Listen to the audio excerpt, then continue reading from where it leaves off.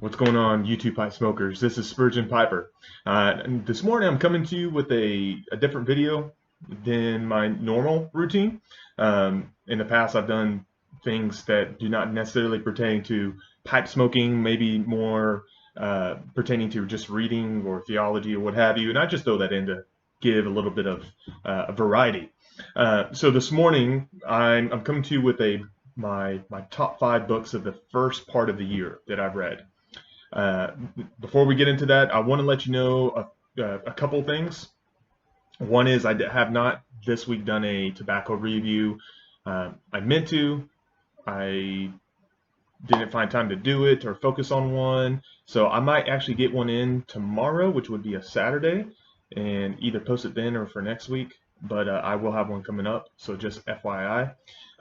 Also, I have a mic coming in, and so since I started doing YouTube videos, I really haven't been thrilled about the quality of audio, and so I do want to apologize about that. I've been using just, of course, the mic on my computer here, and it does the job, but as you can probably tell, it's echoey. It depends on where I am. Outside, it does great. Inside a room, it usually is meh.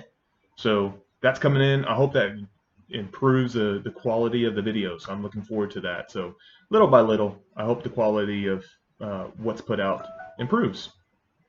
All right, so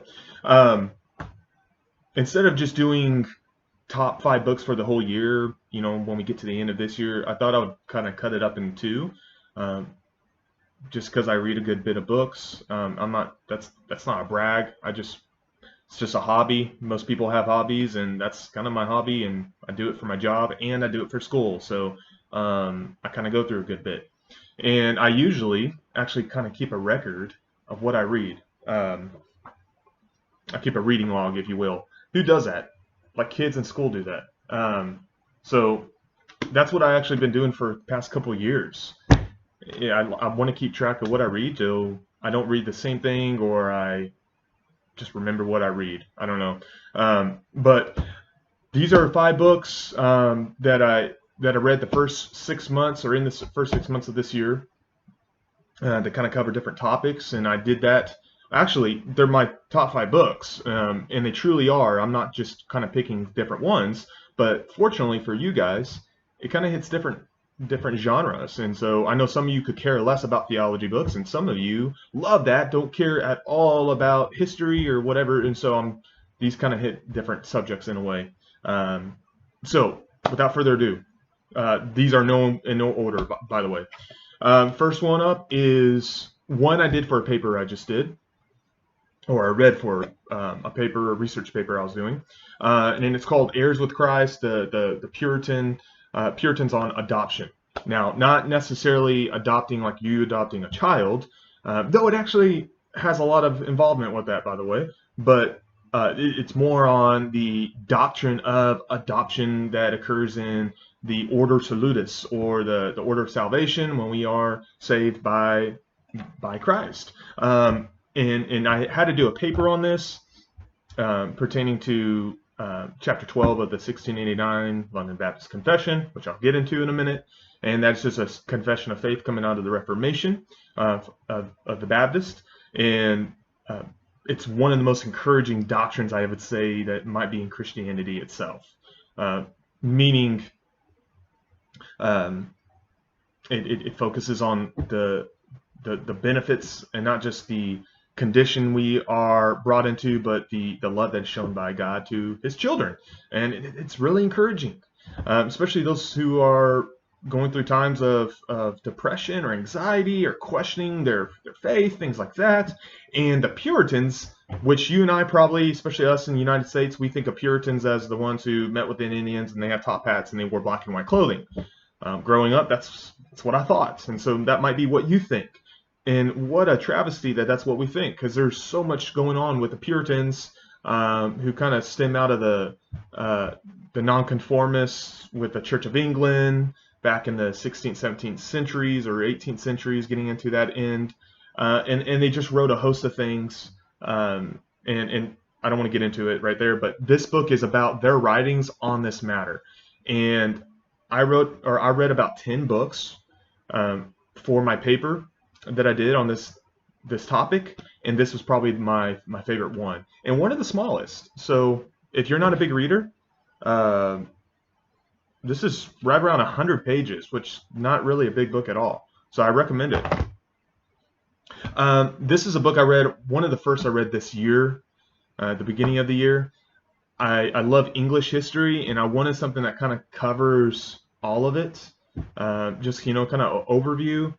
And I don't remember where I got this book, and you probably won't find it, but it's a book by W.E. Lunt, the Harper series, and this was produced or published in 1950 from a professor of history at Harvard College.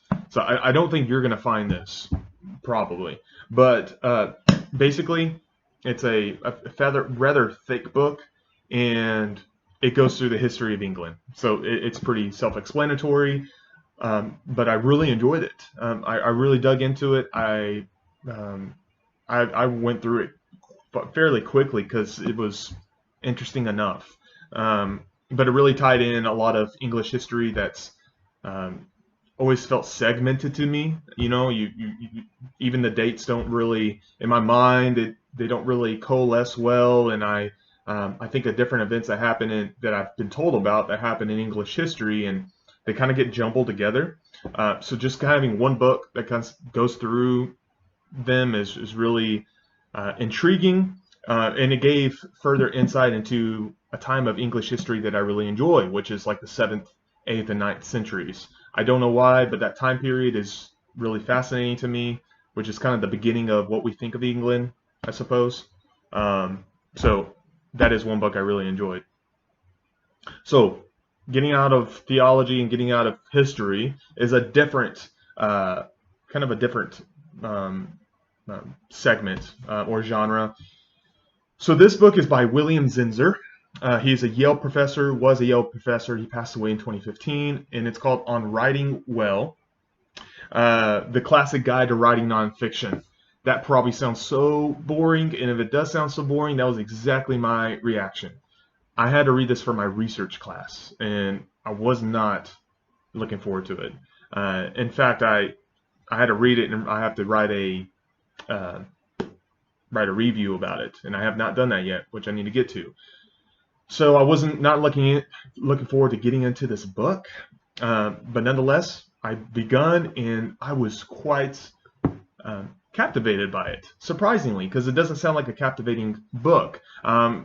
It's about writing nonfiction and how to write with warmth and clarity on anything from sports to business to art to technology or just about yourself. And so the author, William Zinsser, he gets into every category, yet he writes his story at the same time, and he writes about events that occurred and keeps you captivated. So he kind of he practices what he preaches, if you will, and so I really enjoyed it. If you are anyone, or if you're someone who does any type of writing for pleasure, for your job, or what have you, I really encourage this book. It's been helpful for me. I'll probably want to actually reread here soon, eventually, and I think it's really helpful, especially for our generation where we have social media, and you intentionally or you have to write in little short paragraphs, and that kind of can throw off how we think of writing. It throws off our grammar, and getting back to this idea of how we stretch out and cover a subject really helps. So On Writing Well with William Zinsser. This next one, number 4, is kind of a twofer I'm going to give you. I mentioned the 1689 London Baptist Confession. This was for a class I took, a modern exposition of the 1689 London Baptist Confession, and this is by Dr. Sam Waldron. It goes through the whole book, or the whole Confession of Faith, and it discusses it, exposits it, and hits on the historical background of each chapter or each doctrine that's covered in that, and it's really ties in how there was uh, a coalition or a relation between the other Reformed beliefs and how the Baptists kind of stem out from that. So this was really helpful, giving more insight into it. And along with that, if this is something you're like, I have no clue what that is, that confession, there's a modern confession or a modern translation of it, which this was, of course, done in Old English or Victorian English, Elizabethan English. I don't know exactly how you would describe it. This was put out, the 1689 Baptist Confession of Faith, in modern English. You can actually find this online for free, by the way, like read it online. I actually have an app of it, just to always have it on hand if you don't want to actually buy the book, but you can look over it and read it, and it kind of discusses the background of the Confession of Faith and the early Baptist confessions, which I think, by the way, side note, modern Baptists, we are greatly deficient in our historical roots, not only going back to the Reformation, but going back even further. So there's that. So finally, the last one. And last one, it was one of my favorite books I've read this year. I'm a big podcast listener. If I have time where I'm walking, exercising, doing something else that doesn't pertain to reading or being with my kids or writing, I'm always listening to podcasts. One of my favorite podcasts that has been a favorite for 5 years, 6 years, is the Hardcore History podcast by Dan Carlin. He also does Common Sense, which he's not up with that as much as he used to be. He wrote a book that came out late last year called The End is Always Near. The End is Always Near. The End is Always Near is about how the end is always near. It's about how even going back in the Bronze Age, humanity has always seen near collapses. Humanity has always been on the brink of distinction or the brink of travesties that everyone always believes, hey, the end is always, we're at the end. Why is this helpful? I don't think there's a better book for you to read than in our current climate than this. It really puts in perspective, no matter your background of religion or faith, no matter your background of where you live in the world, folks usually have a narrow mindset of what's going on. We usually look at our situation and think it's far worse than it is. And I'm not trying to belittle our situation by no means. I know maybe some of you even are really being affected by the coronavirus outbreak or pandemic. Maybe you've lost loved ones, or maybe you lost your job. And so, but please don't take it as me belittling that. That's personally for us, it can greatly affect us. But in the scheme of things, as far as human history, there's far worse situations that have occurred. And Dan Carlin kind of touches on this, which, by the way, he wrote this before all this happened, but he touches on, we've seen things like this before. Humankind has gone through quite riveting situations, and so it helps put us in perspective of where we are. Things could get worse, they could get better, and it just helps give us perspective that's not set in our newspaper, social media headlines. Think back of human history and what's occurred. So I really recommend that book. It's one of my favorites of this year, and I think it would be very helpful for us to grasp human history and get more of a knowledge of what's occurred in the past and learn from it as well. So that's all I got, guys. That is my top 5 of the first half of this year. Let me know in the comments if you read what you read.